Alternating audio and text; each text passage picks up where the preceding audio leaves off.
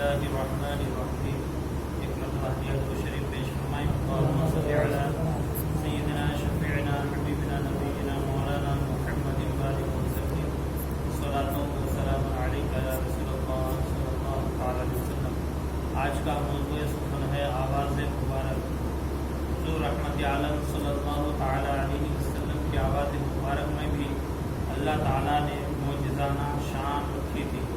آپ کی آواز بڑی پیاری، روب و دبدبے والی، حسین لب و لہجے والی اور اس شان کی مالک تھی کہ بڑے بڑے مجمع میں بھی ہر کوئی آپ کی آواز آسانی کے ساتھ سن لیا کرتا تھا. چند روایتیں ملاحظہ فرمائیں. پیاری آواز.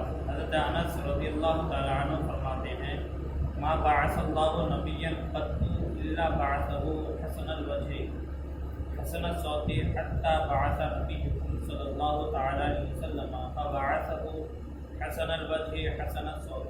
ترجمہ: اللہ تبارک و تعالیٰ نے اس نبی کو بھی مبعوث فرمایا، خوبصورت چہرہ اور اچھی آواز دے کر مبعوث فرمایا، حتیٰ کہ تمہارے نبی مکرم صلی اللہ تعالی علیہ وسلم کو مبعوث فرمایا تو انہیں بھی خوبصورت چہرے اور اچھی آواز کے ساتھ مبعوث فرمایا.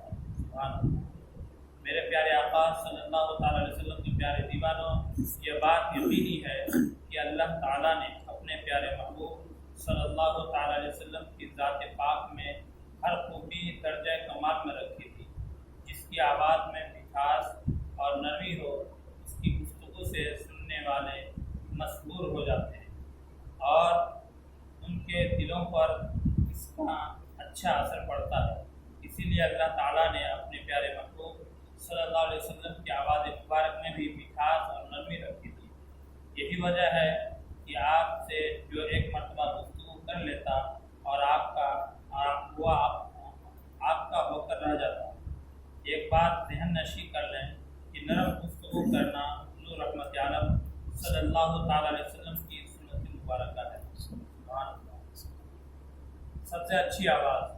حضرت برہ بن عازب رضی اللہ تعالیٰ عنہ نماز عشاء میں حضور نبی کریم صلی اللہ تعالی علیہ وسلم کی تلاوت کے حوالے سے بیان فرماتے ہیں سمعت النبی صلی اللہ تعالی علیہ وسلم یقرأ والتین والزیتون فی العشاء وما سمعت احدا احسن صوتا منہ او قراءۃ. ترجمہ: میں نے حضور نبی کریم صلی اللہ تعالی علیہ وسلم کو نماز عشاء میں سورہ تین کی تلاوت فرماتے ہوئے سنا. میں نے کسی کو حضور صلی اللہ تعالی علیہ وسلم سے زیادہ خوش الحان اور اچھی آواز، اچھی قرأت والا نہیں پایا. سبحان اللہ. میرے پیارے آقا صلی اللہ تعالی وسلم کے پیارے دیوانوں، مختلف انبیاء کرام علیہم السلام کو اللہ تعالیٰ نے مختلف خوبیاں عطا فرمائی. حضرت یوسف علیہ السلام کو حسن و جمال عطا فرمایا تھا. حضرت داؤد علیہ السلام کو اچھی آواز عطا فرمائی. جب محبوب صلی اللہ تعالی علیہ وسلم کی بات آئی تو اللہ تعالیٰ نے آپ کو ہر خوبی کا مجموعہ بنا دیا. سبحان اللہ. آپ کو حسن و جمال بھی دیا اور خوشحالی بھی عطا فرمائی. اس کے علاوہ اور بھی بے شمار خوبیاں اللہ تعالیٰ نے اپنے پیارے محبوب صلی اللہ تعالی علیہ وسلم کو عطا فرمائی ہے. آپ کی آواز مبارک جہاں عمدہ اور نرم تھی، وہیں آپ کی آواز میں کافی حد تک روب و دبدبا بھی تھا. سفر ہجرت میں حضور نبی کریم صلی اللہ تعالی علیہ وسلم نے ام معبد رضی اللہ تعالی عنہا کے یہاں قیام فرمایا. آقا صلی اللہ علیہ وسلم کی آواز کے بارے میں ام معبد رضی اللہ تعالی عنہا کا کہنا ہے فی صوتہ سہل. ترجمہ: آقا صلی اللہ علیہ وسلم کی آواز میں دبدبا تھا. ظاہر ہے کہ اللہ تعالیٰ نے اپنے پیارے محبوب صلی اللہ علیہ وسلم کو اعلیٰ مقام و مرتبہ عطا فرمایا ہے.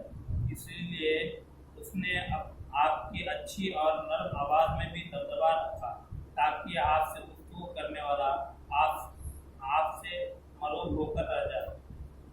پھر گفتگو کا لہجہ بھی بڑا پیارا تھا اور آپ کی آواز نغمگی اور حسن صوت سے کمال درجہ مزین تھی. حضرت جابر بن رضی اللہ تعالی عنہ حضرت جابر بن مطعب رضی اللہ عنہ بیان کرتے ہیں کانا رسول اللہ صلی اللہ تعالی وسلم حسنا نرم تھی۔ ترجمہ: حضور نبی کریم صلی اللہ علیہ وسلم کا لب و لہجہ نہایت حسین تھا۔ تو حضور صلی اللہ علیہ وسلم کی آواز بہت ہی پیاری آواز تھی اور نرم گفتگو تھی، تو جو بھی آپ کی گفتگو کو سن لیتا تھا وہ آپ کا ہی ہو کر کے رہ جاتا تھا، یعنی دیوانہ ہو جاتا تھا اور بار بار سننے کی خواہش مند ہو جاتا تھا۔